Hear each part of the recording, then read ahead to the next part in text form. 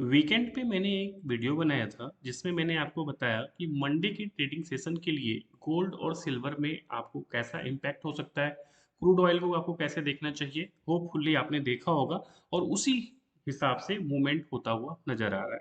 इसके साथ साथ हमने लास्ट वीक आपको ये भी बताया था कि वेल्थ बनाने के लिए एक रिटेल इन्वेस्टर्स को जो कैपिटल होता है उसको कैसे हेज करना चाहिए, हेज फंड्स कैसे यूज करते हैं, और अगर आप उस तरीके से हेज करके काम करेंगे तो नो डाउट आपका पोर्टफोलियो एक सेफेस्ट वे में काम करेगा। तो इस चीज को जरूर देखिएगा।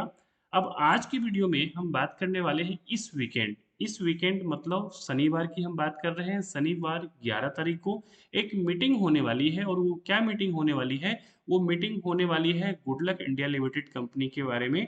और वहां पे जो अनाउंसमेंट होता हुआ नजर आएगा, बोनस इशू को लेकर के ये मीटिंग होगी। और वहां पे फॉर्मेलिटी के लिए अगर हम देखें तो इस मीटिंग में उस चीज को बोल दिया जाएगा कि बोनस हम यहाँ पे देने जा रहे हैं। उसका क्या रेशियो होगा वो आपको पता चल जाएगा। तो दो चीज होना है यहाँ पे, issue of bonus equity shares जो कंपनी की मैनेजमेंट डिसाइड करेगी, रेशियो क्या रखना है वो चीज पता चलेगा। दूसरा, जो कंपनी का जो प्रपोज्ड कॉर्पोरेट रीस्ट्रक्चर्स है वहां पे आपको थोड़े से चेंजेज होंगे। तो मेन आपका है बोनस इक्विटी।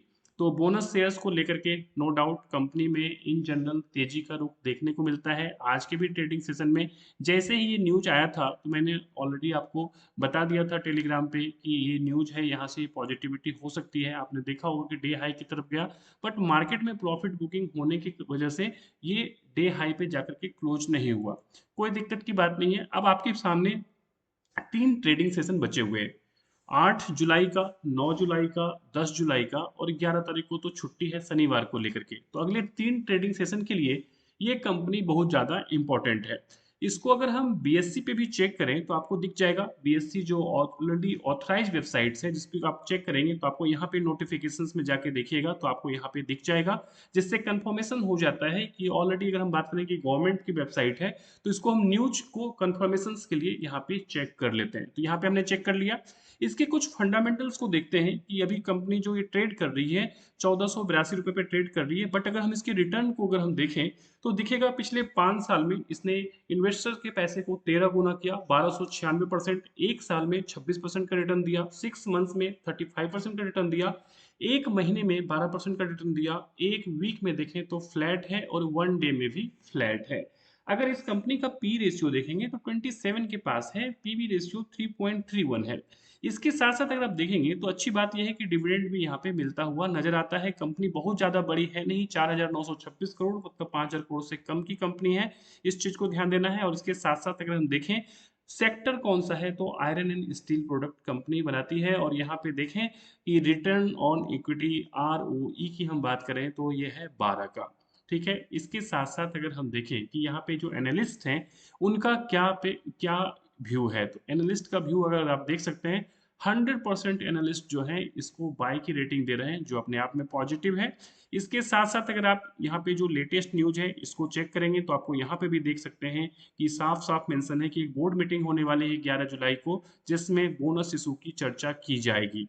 तो अपने आप में ये पॉजिटिव न्यूज है। इस न्यूज के ऊपर आपको देखना चाहिए कि कंपनी में कुछ ना कुछ एक पॉजिटिव मोमेंटम देखने को मिल सकता है। इसके पास्ट के जो न्यूज है वो यहाँ पे ऑलरेडी अवेलेबल्स है। इसके जो पीयर ग्रुप्स हैं, पीयर ग्रुप्स में देख सकते हैं किस टाइप की कंपनी है। एपीएल अपोलो जो कि अपने आप में नो डाउट बहुत ही अच्छी कंपनी है। सबसे पहले आपको यहाँ पे देखना चाहिए कि जो कंपनी हम यहाँ पे देख रहे हैं उस कंपनी के हिसाब से जो सेक्टोरियल इन सेक्टर में जितने भी स्टॉक्स हैं उसका पी इन जनरल कितना है। तो ऊपर 41 और नीचे देखें तो 11 इस रेंज में ऑलरेडी अवेलेबल है। इन जनरल देखें तो आपको 20 30 40, 20 30 के रेंज में ज्यादा पी अवेलेबल है। अगर आप इसका पी देख रहे होंगे तो इसका पी 27 के पास है, मतलब पीयर ग्रुप्स के ही साथ इन लाइन है। फाइनेंशियल्स को अगर देखा जाए ये बहुत ही ज़्यादा इंपॉर्टेंट है। अगर हम इसको देखें जून 2024 के क्वार्टर से लेकर के मार्च 2026 तक के क्वार्टर में अगर आप देखेंगे, टॉप लाइन अगर हम देखें तो लगातार 910 करोड़ से 985 करोड़, फिर 938 करोड़, 1101 करोड़, 970 करोड़, 985 करोड़, 1030 करोड़, 1087 करोड़। तो अगर हम देखें पिछले 4 क्वार्टर का अगर व्यू देखा जाए तो लगातार कंसिस्टेंट बेसिस पे क्या हो रहा है कि रेवेन्यू में जंप आता हुआ नजर आ रहा है। इसके साथ साथ अगर हम देखें ईबिटा, तो ईबिटा में भी आपको दिखेगा कि हल्का सा यहाँ पे एक डिप हुआ था। ऑपरेटिंग प्रॉफिट्स में अगर आप देखेंगे तो लगातार धीरे-धीरे अब मूव आ रहा है, 8% से बढ़ कर के 10% के पास हो चुका है। इंटरेस्ट का कॉलम अगर हम देखें तो 28 करोड़ का फिगर होगा ये, 28 करोड़ से घट करके 25 करोड़ हो चुका है, जो कि अपने आप में ठीक है। कहने का मतलब है कि कंपनी अपनी कर्ज को यहाँ पे कम करती हुई नजर आ रही है।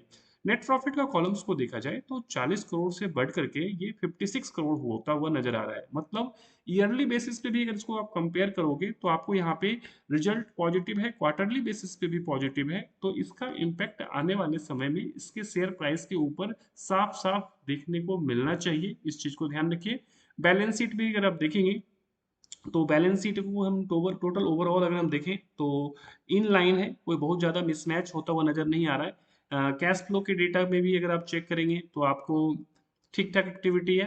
हम सीधा शेयर होल्डिंग पैटर्न पे आते हैं। शेयर होल्डिंग पैटर्न्स पे अगर हम देखें तो एफ आई यहाँ पे 1.55 होल्ड करते हैं, प्रोमोटर की होल्डिंग 56% है, डीआई की होल्डिंग 5% है, पब्लिक की होल्डिंग ठीक ठाक है यहाँ पे।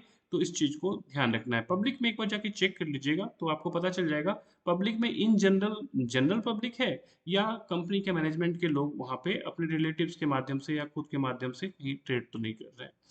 डिविडेंड हिस्ट्री अगर हम देखें तो लगातार अगर पिछले कुछ सालों से देखा जाए तो डिविडेंड यहाँ पे मिलता हुआ नजर आ रहा है। तो अगर आप डिविडेंड के लिए इंटरेस्टेड होते हैं तो भी ये कंपनी अच्छी नजर आ रही है। कॉर्पोरेट एक्शंस में अगर हम देखें रिसेंटली जो जो जो अनाउंसमेंट होते हुए नजर आ रहे हैं तो 26 मई को यहाँ पे रिजल्ट आया था, फिर डिविडेंड आता हुआ नजर आया था। और कोई मेजर अनाउंसमेंट है नहीं।